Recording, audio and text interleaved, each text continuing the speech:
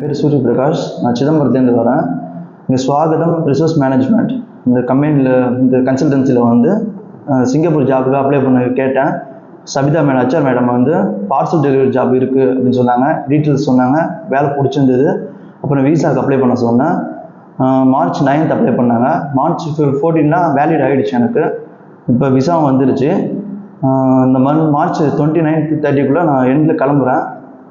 இதுக்கு ஹெல்ப் பண்ண ஸ்வாகதம் ரிசோர்ஸ் மேனேஜ்மெண்ட்டுக்கு ரொம்ப தேங்க்ஸ். இதுக்கு MD சார் ரொம்ப ஹெல்ப் பண்ணாங்க. ராமகிருஷ்ணன் சார் அவங்களுக்கு thanks. HR madam Sabitha madam ரொம்ப ரொம்ப நன்றி.